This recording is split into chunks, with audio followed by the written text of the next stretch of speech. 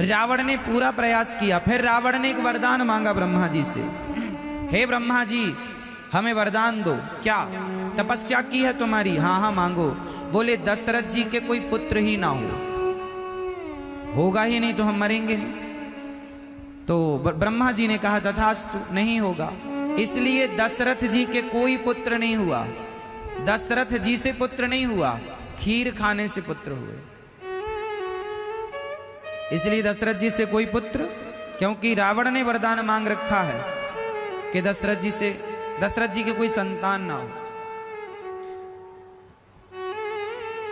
इसलिए दशरथ जी के कोई संतान नहीं। वो यज्ञ किया, श्रृंगी ऋषि वशिष्ठ बुलावा और पुत्र की कामना के लिए सुंदर सपुत्रेष्टि यज्ञ कराया।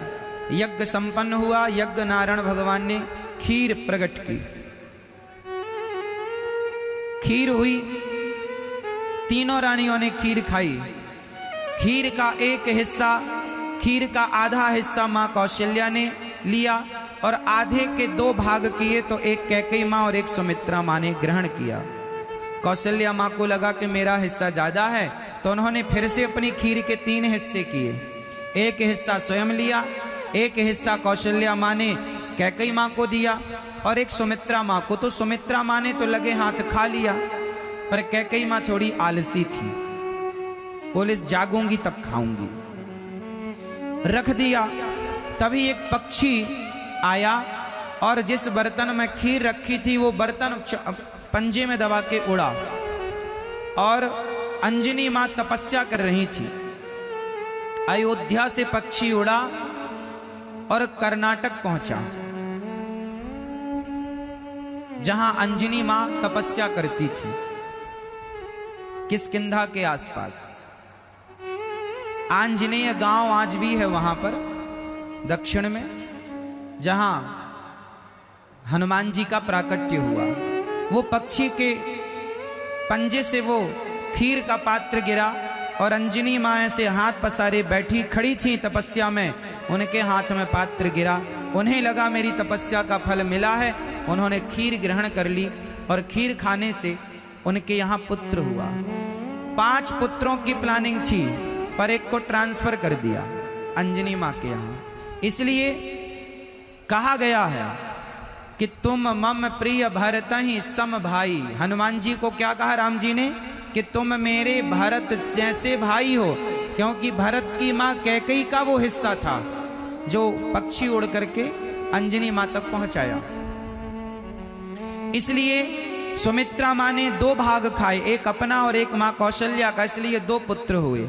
कैकेयी के भी 2 पुत्रों की प्लानिंग थी, पर कैकेयी मां ने खाया ही नहीं, तो अंजनी मां। और कौशल्या मां ने 1 भाग लिया तो 1। टोटल 4, श्री राम, श्री लक्ष्मण जी, श्री भरत जी, श्री शत्रुघ्न जी। राम लक्ष्मण भरत शत्रुघ्न का जन्म हुआ। अच्छा, जन्म तो हुआ, भय प्रगट कृपाला दीन दयाला। राम जी का जन्म कितने बजे हुआ? मैं ये बताओ मेरी माँ, राम जी का जन्म कितने बजे हुआ? बेटा आप बताओ। मैया ना बताओ, तुम बता दो सब यहीं, घर में ना बताना कुछ। घर में बताई होती तो यहां क्यों बताना पड़ता? लो बताती जा रही है मैया, नकल करके पास हुई है मैया। ये बताओ बेटा, राम जी का जन्म कितने बजे हुआ? तिथि क्या थी? हाँ, नवमी दिन के। अच्छा, 12 बजे जब राम जी जन्म लिए तो 12 बजे ही क्यों आए? 11 बजे आ जाते, 1 बजे आ जाते, 9 बजे आ जाते, शाम को 4 बजे आ जाते। 12 बजे ही क्यों? दिन के 12 बजे। और वहां भगवान कृष्ण भी रात के 12 बजे, वहां भी 12, यहां भी 12। ये 12 से क्या मतलब है? जानते हो क्यों? घड़ी में 12 कब बजते हैं?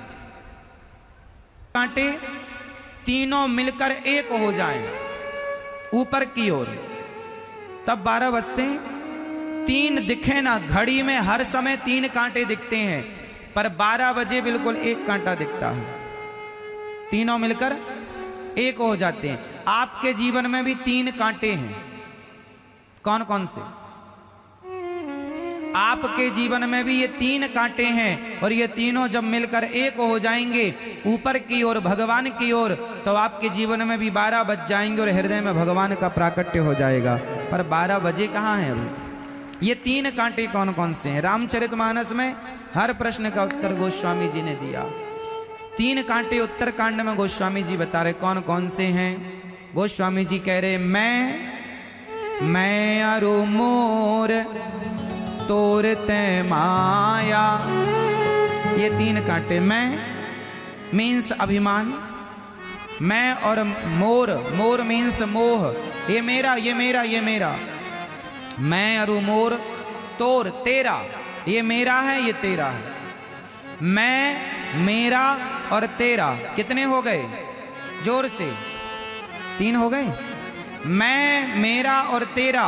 गोस्वामी जी कहते हैं कि मैं ना रह जाऊं, मैं ऊपर की ओर चला जाए कि मैं कौन हूं? मैं ही ईश्वर का दास हूं। मेरे भीतर भी राम है और तेरे भीतर भी राम है। जब मेरे में भी राम दिखें, तेरे में भी राम दिखें, और मैं और मोर तोर ते माया, जब मेरे में राम, तेरे में राम, और जो है वो मेरा भी राम, मेरे तो गिरधर गोपाल, जब हर जगह केवल मैं, अभिमान समाप्त हो जाए, मेरा मोह समाप्त हो जाए और तेरा भेद समाप्त हो जाता है जिसके जीवन में, उसके जीवन में भगवान प्रकट होते हैं। दशरथ जी के जीवन में मैं, मेरा, तेरा समाप्त हो गया ठीक 12 बजे और श्री राम का प्राकट्य हुआ। जब तक आप अपना अभिमान नहीं मिटाओगे, मैं, मोह नहीं मिटाओगे, मोह, ये मेरा, ये मेरा, ये मेरा, मरते रहो सारी जिंदगी करते करते कि ये मेरा। अच्छा बताओ आपका क्या है? क्या है आपका? कहने को तो बहुत कुछ है कि ये मेरा, ये मेरा, ये मेरा, लेकिन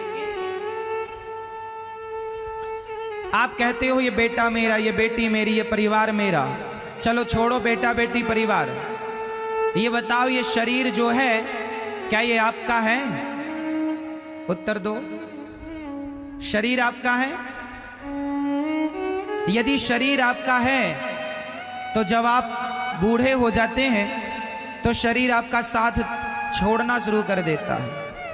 बुढ़ापे में आंखों ने देखना छोड़ दिया, बुढ़ापे में बाल सफेद हो गए, बुढ़ापे में चमड़ी ढीली पड़ गई और धीरे धीरे घुटना, कमर, धीरे धीरे शरीर ने हमारा साथ छोड़ना शुरू कर दिया और एक दिन फाइनली ये शरीर हम सबका साथ छोड़ देता है। अच्छा बताओ, आपकी आंखें आपका साथ छोड़ देती हैं कि नहीं? बोलो हाँ। घुटने साथ छोड़ देते हैं? बोलो हाँ। इसका मतलब ये शरीर आपका है। यदि आपका था तो आपका साथ इसने छोड़ क्यों दिया? इसका मतलब 24 घंटे हमारे साथ में रहता हुआ शरीर भी हमारा नहीं है। जब ये शरीर हमारा ना हुआ तो इस शरीर से संबंध जितने हैं भला वो हमारे कैसे हो सकते हैं? इसलिए जो हमारा है उसे पहचानिए। मेरे तो गिरधर गोपाल, दूसरो ना, मेरा भगवान है। संसार मेरा, मेरा शरीर भी मेरा नहीं, संसार भी मेरा नहीं।